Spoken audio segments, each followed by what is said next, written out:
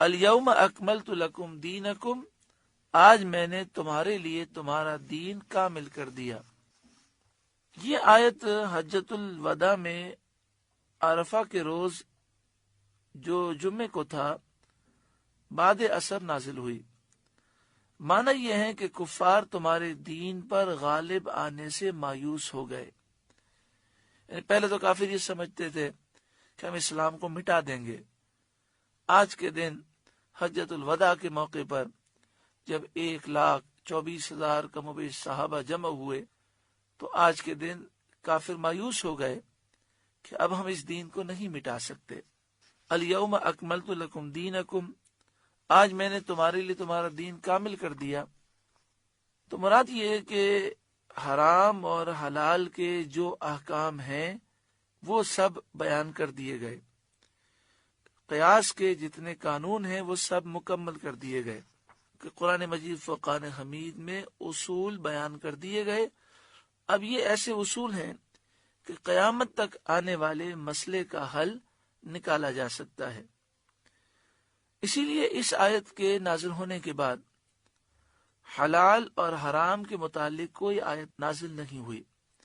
ہاں، اس آیت کے بعد ایک آیت نازل ہوئی وَاتَّقُوا يَوْمًا تُرْجَعُونَ فِيهِ إِلَى اللَّهِ، لیکن اس میں نصیحت ہے، وَاتَّقُوا، اور تم ڈرو، یومن، اس دن سے، ترجعون فیہ الی اللہ، جس میں تم اللہ کی طرف لوٹائے جاؤ گے۔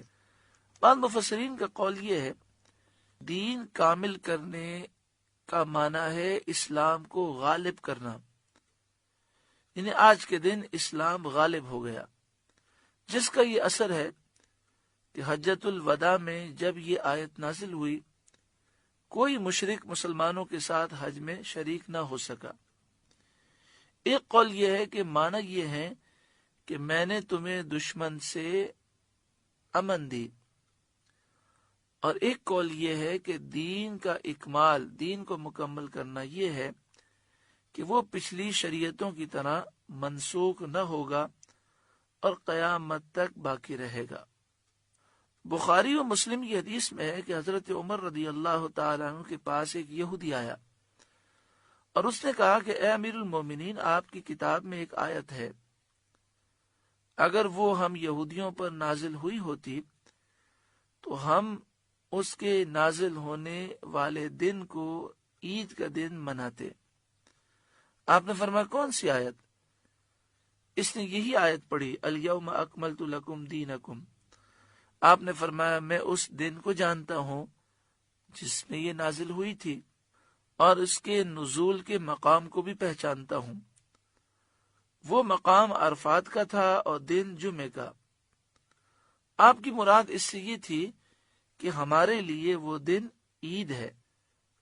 ترمذی شریف میں ہے کہ حضرت عبداللہ بن عباس رضی اللہ تعالی عنہما سے مروی ہے، آپ سے بھی ایک یہودی نے ایسا ہی کہا۔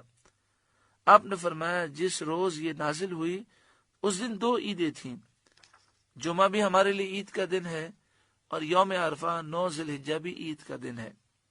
اس سے معلوم ہوا کہ کسی دینی کامیابی کے دن کو خوشی کا دن منانا جائز اور صحابہ سے ثابت ہے۔ اگر یہ ناجائز ہوتا تو حضرت عبداللہ بن عباس اور حضرت عمر رضی اللہ تعالی عنہم اجمعین صاف فرما دیتے کہ جس دن کوئی خوشی کا واقعہ ہو اس کی یادگار قائم کرنا اور اس دن کو عید منانا ہم بدعت جانتے ہیں۔ انہوں نے یہ نہیں کہا، بلکہ کہا کہ اس دن تو ہماری 2 عیدیں تھیں، ایک جمعے کا دن عید کا دن اور ایک عرفہ کا دن 9 ذی الحجہ یہ بھی عید کا دن۔ اس سے ثابت ہوا کہ عید میلاد منانا جائز ہے، کیونکہ وہ اللہ تعالی کی تمام نعمتوں میں سے سب سے بڑی نعمت کی یادگار ہے، اور اس یادگار کے لیے شکر گزاری کا دن ہے۔ اس سے یہ بھی ایک تاثر جو پایا جاتا ہے اس کا رد ہو گیا، جو کہتے ہیں کہ اسلام میں صرف 2 عیدیں ہیں۔ تو دیکھیں 9 ذی الحجہ، یوم عرفہ بھی عید کا دن، جمعہ بھی عید کا دن، اور سال میں تقریباً 50 سے زائد جمعے آتے ہیں، تو 50 سے زائد تو یہ عیدیں ہو گئی۔ بات یہ ہے کہ وہ عیدیں کہ جن میں عید کی نماز پڑھی جاتی ہے وہ دو ہیں. اس کے علاوہ وہ دن جس دن میں بڑی بڑی نعمتیں حاصل ہوئیں اور وہ یادگار دن ہیں، وہ سب عید کے دن ہیں. جمعہ کا دن حضرت آدم علیہ السلام کی ولادت ہوئی، عید میلاد النبی کا دن کہ اس وقت آدم علیہ السلام کی بھی سردار اور ساری مخلوق کے سردار سید انبیاء صلی اللہ علیہ وآلہ وسلم کی ولادت ہوئی.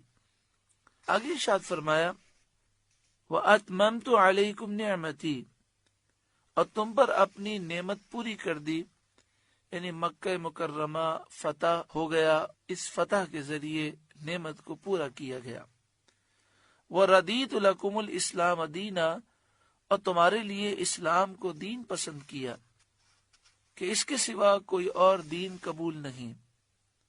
فَمَنِ اضْطُرَّ فِي مَخْمَصَةٍ، تو جو بھوک پیاس کی شدت میں مجبور ہو جائے، ناچار ہو جائے، غیر متجانف لاسم، یوں کہ گناہ کی طرف نہ جھکے، یعنی گناہ کی طرف جھکنے والا نہ ہو، بھوک و پیاس کی شدت میں ناچار ہو، تو صرف جان بچانے کے لیے اگر حرام چیز کے علاوہ کوئی چیز نہ ہو تو جان بچانے کے لیے اتنے لقمے کھا سکتا ہے جس سے جان بچ جائے.